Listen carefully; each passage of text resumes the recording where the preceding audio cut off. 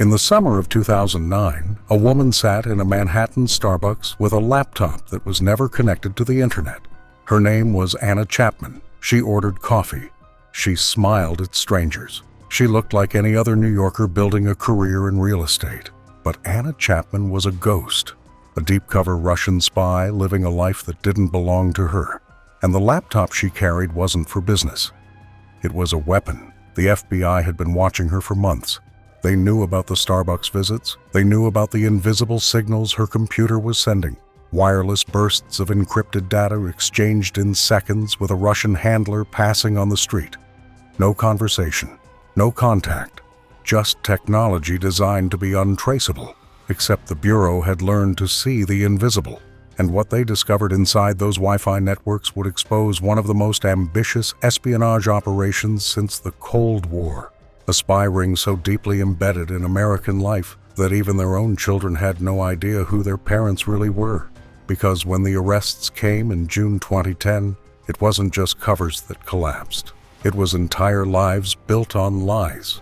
And the question that haunted everyone was this: how do you live as someone else for so long that you forget who you were? Let me know in the comments where you're watching from. And if you want more hidden Cold War stories like this, subscribe now. I uncover the declassified truths and forgotten human moments that textbooks never taught you.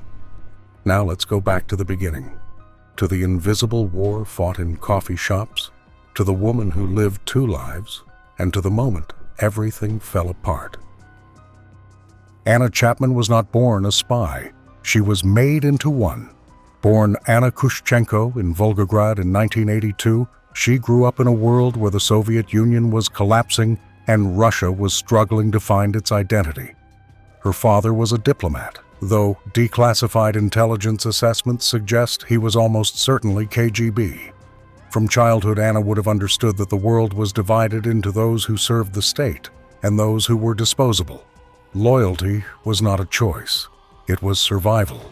By the time she was 20, the Cold War had supposedly ended. The Berlin Wall had fallen. The Soviet flag had been lowered for the last time over the Kremlin. But in the shadowed corridors of Russian intelligence, the war had never stopped. It had simply gone underground. Russia's Foreign Intelligence Service, the SVR, continued one of the most ambitious programs in espionage history, the Illegals program. These were not diplomats with cover jobs at embassies. They were not military attachés who could claim immunity if caught. Illegals were ghosts. They were given false identities, often stolen from the birth certificates of dead children, and sent to live in enemy nations for years, sometimes decades. Their mission was to become invisible, to blend so completely into American or European society that no one would ever suspect them. They would work ordinary jobs, join community groups, raise families, pay taxes. And when Moscow called, they would be ready. Anna Chapman became one of these ghosts. In 2002, she married a British man named Alex Chapman. The marriage gave her British citizenship, a Western passport, and credibility. She learned to move between worlds, Moscow and London, Russian and English, the girl from Volgograd, and the cosmopolitan woman building a life in the West. 4 years later, the marriage ended. Anna kept the surname. It sounded innocent. It sounded American. In 2009, she arrived in New York City. She rented an apartment in Manhattan. She launched a small online real estate business. She attended networking events, gallery openings, fashion parties. She posted photos on Facebook, smiling in clubs, posing with friends, living the life of an ambitious young professional trying to make it in the most competitive city in the world. She was beautiful, outgoing, and visible in ways that most intelligence officers would consider dangerous. But visibility was part of her cover. No one suspects the woman whose life is an open book on social media. No one questions the person who seems too public, too careless, too eager to be seen. What Anna's friends and acquaintances didn't know was that beneath the posts and parties, she was serving Moscow. She was gathering intelligence on American financial networks, technology companies, and political figures. She was meeting with handlers, She was transmitting reports. And she was doing it all using a method so modern, so invisible, that even the FBI struggled to detect it at first. She wasn't alone. Across the United States, 9 other illegals were living similar double lives. In Montclair, New Jersey, a couple named Richard and Cynthia Murphy had raised 2 daughters, joined the PTA, and blended seamlessly into suburban life. Their real names were Vladimir and Lydia Guriev. Their daughters had no idea. In Yonkers, a journalist named Vicky Pelaez reported on local politics, attended community meetings, and wrote op-eds about American democracy.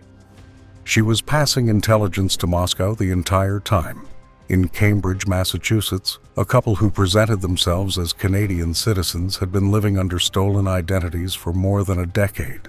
They were everywhere and nowhere. They mowed lawns. They attended church barbecues.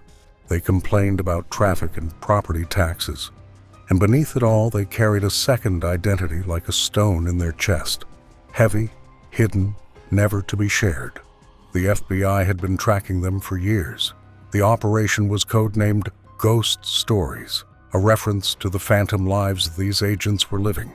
Surveillance teams followed them to grocery stores, coffee shops, parks. Wiretaps captured coded phone calls. Forensic analysts examined their computers, their bank accounts, their trash. Slowly, piece by piece, the Bureau was building a case. But Anna Chapman presented a unique challenge. She was younger than the others. She was reckless in ways the older illegals never were. And she was using technology that the FBI had never encountered in espionage before. She was communicating with her Russian handler using ad hoc wireless networks, private peer-to-peer Wi-Fi connections that existed for only seconds at a time. No internet, no IP addresses, no digital fingerprints. Just 2 laptops, close enough to connect, exchanging encrypted data in the time it took to sip a cup of coffee. And her favorite location for these invisible exchanges was a Starbucks on West 47th Street in Manhattan. The FBI began watching that Starbucks very carefully. Espionage has always been about invisible communication. During the Cold War, spies used dead drops, secrets hidden in hollowed-out coins, left beneath park benches, taped behind bathroom mirrors and train stations. They used coded newspaper ads, chalk marks on mailboxes, and brief encounters in crowded streets where information passed from hand to hand in seconds. The goal was always the same: exchange intelligence without detection, without a trace. By 2009, the world had changed. The internet had become the most surveilled space on the planet. Every email could be intercepted. Every IP address could be traced. Intelligence agencies had learned to monitor digital traffic with terrifying precision. Traditional online communication was a liability, so the SVR adapted. They trained their illegals to use ad hoc wireless networks, a technique so simple and so sophisticated that it took the FBI months to fully understand what they were witnessing. Here's how it worked. Anna Chapman would arrive at a predetermined location, usually a Starbucks cafe in Midtown Manhattan. She would order coffee, find a seat near the window, and open her laptop. But she wouldn't connect to the cafe's public Wi-Fi. Instead, her laptop had been specially configured to create its own private wireless network, a peer-to-peer connection invisible to anyone not specifically looking for it. Outside on the street or in a passing vehicle, her Russian handler would be waiting with his own laptop. He wouldn't enter the cafe. He wouldn't make eye contact with Chapman. He would simply pass close enough for his computer to detect her signal, usually within 20 or 30 feet. His laptop would automatically connect to her ad hoc network. In 3 to 8 seconds, encrypted files would transfer between the 2 machines. Then, both would disconnect. The entire exchange would be over before Chapman finished stirring sugar into her latte. No conversation, no physical contact, no suspicious behavior that a casual observer could detect. Just 2 people in proximity, their devices briefly shaking hands in the electromagnetic spectrum, invisible to the naked eye. It was brilliant, and for a while it worked, but the FBI had been watching Anna Chapman since early 2009. They had identified patterns in her behavior, the same Starbucks locations, the same days of the week, the same ritualized routine. She would arrive, order coffee, sit for 20 minutes with her laptop open but inactive, then leave. She never seemed to do any actual work. She never typed more than a few keystrokes. And wireless surveillance equipment deployed by the Bureau's technical teams detected something strange. Brief bursts of Wi-Fi activity that didn't match the cafe's network. Chapman's laptop was talking to someone, and that someone was passing by at precisely timed intervals. The FBI began recording everything, every wireless pulse, every data packet, every encrypted transmission. The files themselves were unreadable, protected by Russian military-grade encryption that would take years to crack. But the metadata told a story. The timing, the frequency, the consistent pattern of connection and disconnection. It was enough to establish that Chapman was engaged in clandestine communication. It was enough to prove she wasn't just a real estate agent with a laptop, but it wasn't enough for an arrest. The FBI needed more. They needed proof of her intent. They needed evidence that would hold up in court, that would conclusively demonstrate she was operating as an unregistered foreign agent. And so they waited. They watched. They documented every Starbucks visit, every wireless handshake, every invisible exchange. Months passed. Chapman continued her double life, unaware that every move was being cataloged. She posted party photos on Facebook. She attended tech industry networking events.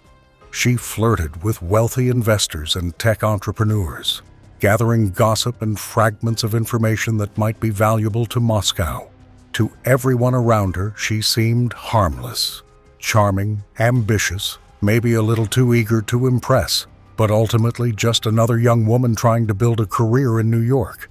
The other illegals were equally oblivious. In suburban New Jersey, the Murphys hosted backyard barbecues. In Yonkers, Vicky Pelaez published articles about immigration policy. In Boston, a couple who called themselves Donald Heathfield and Tracy Foley sent their sons to summer camp and volunteered at their local library. They believed they were invisible. They believed their training had made them untouchable. They were wrong. By the spring of 2010, the FBI had enough surveillance data to move forward. But they wanted one final piece of evidence, something undeniable, something that would force Anna Chapman to reveal herself completely. So they set a trap, and in June 2010, they baited it with a lie she had been trained her entire life to believe. On June 26, 2010, Anna Chapman received a message that should have saved her life. Instead, it ended everything. The message came from a man claiming to be a Russian consular officer, someone connected to Moscow, someone she could trust. He told her there was an urgent situation. A package needed to be delivered to another operative in the network. It was time-sensitive. It required her immediate cooperation, and because she had been trained since childhood to obey orders from the center, she agreed. The man was not a Russian consular officer. He was an undercover FBI agent. They met at a coffee shop in Lower Manhattan on the afternoon of June 26th. The undercover agent handed Chapman a magazine. Inside the magazine was a fake passport, a prop designed to simulate the kind of classified material a real handler might give her. He told her the passport needed to be delivered to another illegal in the network, someone Chapman had never met. But first, she needed to confirm receipt.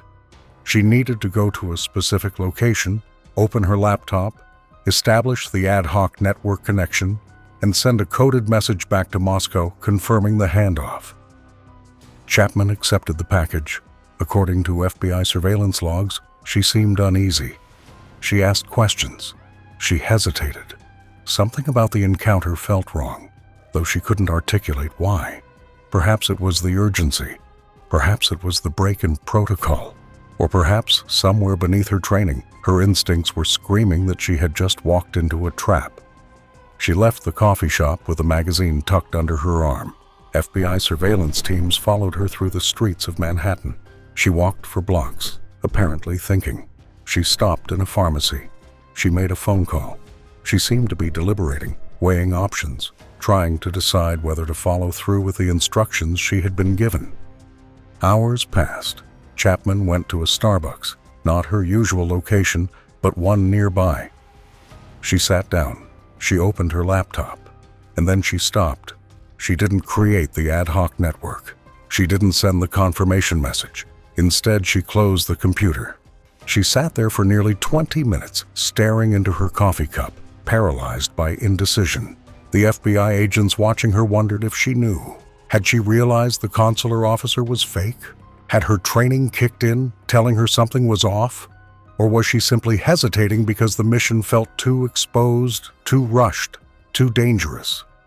By early evening, Chapman made her decision. She didn't follow orders. Instead, she tried to return the passport. She walked to the Russian consulate and attempted to hand the package to a real Russian official. It was a desperate move, an admission that she didn't trust the man who had given it to her, that she suspected something had gone terribly wrong. But it was too late. The FBI had all the evidence they needed. Chapman had accepted material from someone she believed to be a Russian intelligence officer. She had attempted to deliver it, and even though she had ultimately tried to back out, her actions demonstrated intent. She had revealed herself as an operative under foreign control. The agents moved in. On the evening of June 27, 2010, Anna Chapman was arrested at a coffee shop on East 47th Street in Manhattan, just blocks from the Starbucks where she had spent months exchanging invisible signals with her handler. When the FBI agents approached her table and identified themselves, she didn't run. She didn't scream. She didn't try to fight. She simply looked up at them with an expression witnesses later described as resignation, as if she had been expecting this moment for years. She was 28 years old. She had lived in New York for less than 2 years. And in that moment, the carefully constructed identity she had built, the parties, the photos, the real estate business, the smiling young woman networking her way through Manhattan, collapsed into dust. The next day, June 28th, FBI teams executed coordinated raids across 4 states. By nightfall, all 10 illegals were in custody. Suburban homes were surrounded by armed agents. Neighbors stood on their lawns in shock, watching as people they had known for years were led away in handcuffs. Children came home from school to find their parents gone and their lives shattered. The Illegals program, one of the most ambitious espionage operations in modern history, had been destroyed in a single day, and the world was about to learn just how deeply Russia had embedded its ghosts into American life. The arrests made international headlines within hours. By the morning of June 29th, Anna Chapman's face was on the front page of every major newspaper in the world. The story had everything the media craved: glamour, espionage, betrayal, and the haunting echo of a Cold War that most people thought had ended decades ago. But behind the sensational headlines, the human cost of the operation was beginning to reveal itself. And it was devastating. In Montclair, New Jersey, the Murphy family's neighbors gathered on their quiet suburban street trying to comprehend what they had just witnessed. Richard and Cynthia Murphy had lived there for years. They were active in the community. Their daughters played soccer. They attended school concerts and parent-teacher conferences. They seemed like the embodiment of the American dream, a stable, loving family working hard to give their children a better life. Except none of it was real. Richard and Cynthia Murphy were not their real names. They were Vladimir and Lydia Guriev, both born in Russia, both trained by the SVR, both living under stolen identities taken from dead American children. Their daughters, who were teenagers at the time of the arrest, had grown up believing they were American. They spoke English. They had American friends. They had American Social Security numbers and birth certificates. And in a single morning, they learned that everything they knew about their parents, about their family, about their own identities, was a lie. Psychologists who worked with the children of illegals in the aftermath of the arrests described the trauma as a kind of existential collapse. These were young people who had to confront the fact that their entire childhood had been part of an espionage operation. Their home had been a cover. Their family dinners had been interrupted by coded messages from Moscow. The parents they loved had been living double lives so deep that even their own children couldn't see the truth. The Guriev daughters were eventually sent to Russia, a country they had never lived in, whose language they barely spoke. They had lost their parents to prison and deportation. They had lost their friends, their schools, their sense of identity, and they had lost something even more fundamental, the ability to trust that the people closest to them were who they claimed to be. Across the country, similar scenes unfolded. In Yonkers, journalist Vicky Pelaez's colleagues struggled to understand how someone they had worked beside for years could have been feeding information to Russian intelligence. In Cambridge, the sons of Donald Heathfield and Tracy Foley, whose real names were Andrei Bezrikov and Elena Vavilova, were told that their Canadian parents were actually Russian spies. The boys were 16 and 20 years old. They had grown up in Toronto and Boston, and now they were being told that their entire lives had been constructed around a lie. Anna Chapman, at least, had no children to deceive. But her arrest unleashed a different kind of cruelty. The media circus around her was relentless. She was called a femme fatale, a seductress, a honeypot spy, terms dripping with misogyny and sensationalism. Tabloids published photos of her in bikinis from her social media accounts. They speculated about her sex life, her relationships, her motives. She was reduced to a caricature, objectified and dehumanized in ways the male illegals never were. The reality was far more complicated. Anna Chapman was not a seductress. She was a young woman who had been raised in the world of intelligence, trained to serve the state, and sent into a mission she had not fully chosen.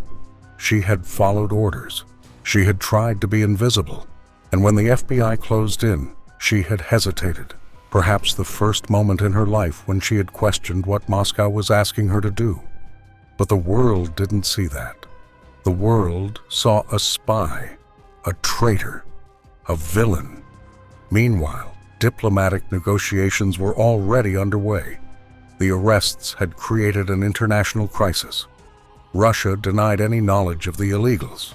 The U.S. government faced a choice: prosecute the spies in open court, risking a years-long legal battle and further damaging relations with Moscow, or pursue a quiet resolution. Within days, both governments agreed to a solution as old as the Cold War itself: a prisoner exchange. The ghosts would go home, and in return Russia would release prisoners of its own, people accused of spying for the West, held in Russian prisons for years. The swap was set for July 9, 2010, in Vienna, and Anna Chapman, who had spent barely 2 years living as an American, was about to return to a country that would treat her as a hero for a mission that had failed. On July 9, 2010, 2 planes sat on the tarmac at Vienna International Airport. One carried 10 Russian illegals, expelled from the United States. The other carried 4 prisoners released from Russian custody, men accused of spying for the West, some of whom had spent years in brutal prisons awaiting this moment. It was a scene lifted directly from the Cold War. In 1962, American U-2 pilot Francis Gary Powers had been exchanged for Soviet spy Rudolf Abel on the Glienicke Bridge in Berlin. In 1986, dissident Natan Sharansky had walked across that same bridge to freedom. The bridge became a symbol, a place where enemies traded their captured ghosts, where lives were bartered like currency, where loyalty was rewarded and betrayal was punished. Vienna wasn't a bridge, but the ritual was the same. The planes landed, the prisoners were transferred, and within hours, Anna Chapman and the 9 other illegals were airborne, heading back to Moscow. They were greeted as heroes. Russian state media celebrated their return. Vladimir Putin himself reportedly met with them privately, singing Soviet-era patriotic songs and praising their service to the motherland. They had not succeeded in their mission. They had been caught, exposed, and deported. But they had not broken. They had not cooperated with American investigators. They had remained loyal. And in Russia, loyalty mattered more than success. Anna Chapman was given a medal for service to the state. She was offered positions in media, politics, and business. Within months, her face appeared on magazine covers. She became a television personality, a model, a minor celebrity. The Russian government transformed her from a failed spy into a propaganda symbol, proof that Russia could still plant its agents deep in the heart of America, proof that the West had not won the Cold War after all. But those who knew her said something had changed. In interviews, Chapman spoke in carefully scripted lines. She smiled for cameras. She posed in patriotic photo shoots. But there was a hollowness to it, a sense that she was performing yet another role, inhabiting yet another false identity. She had spent years pretending to be an American. Now she was pretending to be a Russian hero. And perhaps, somewhere beneath both lies, the real Anna Khrushchev had been lost entirely. The 4 prisoners Russia released in exchange told different stories. One of them was Sergei Skripal, a former GRU officer who had been convicted of passing secrets to British intelligence. He had spent 4 years in a Russian prison. The spy swap saved his life, or so it seemed at the time. He moved to England, tried to build a quiet life in Salisbury, far from the world of espionage. But in 2018, Russian agents poisoned him with a nerve agent called Novichok. He survived barely. The message from Moscow was clear. Betrayal is never forgiven. Loyalty is eternal. Back in the United States, the FBI declared the Ghost Stories operation a resounding success. The case became a training example within counterintelligence divisions, proof that patience, technology, and human psychology could defeat even the most sophisticated tradecraft. The Starbucks Wi-Fi intercepts became legendary. A new generation of agents studied Anna Chapman's mistakes, her visibility, her reliance on routine, her hesitation when the pressure came. But the families left behind were still picking up the pieces. The Guriev daughters were trying to build new lives in a country they had never known. The sons of Bezrukov and Vavilova were grappling with fractured identities. Neighbors in Montclair and Yonkers and Cambridge were left wondering how they had missed the signs, how people they had trusted for years had been living lies so complete that not even their own children knew the truth. The illegals program continued. Russian intelligence did not abandon the strategy. They simply became more careful, and somewhere in cities across America and Europe, there are still ghosts, people living under borrowed names, raising families, paying taxes, blending into ordinary life, waiting for the call from Moscow that may never come. Anna Chapman is 42 years old now. She still lives in Moscow. She still posts on social media. She still smiles for cameras. But in interviews, when asked if she regrets what happened, she gives the same answer every time. I served my country. That is all that matters. Perhaps she believes it, or perhaps it is simply the last lie she has left to tell, to the world, and to herself. Because in the end, every spy is a ghost, and every ghost longs to be seen.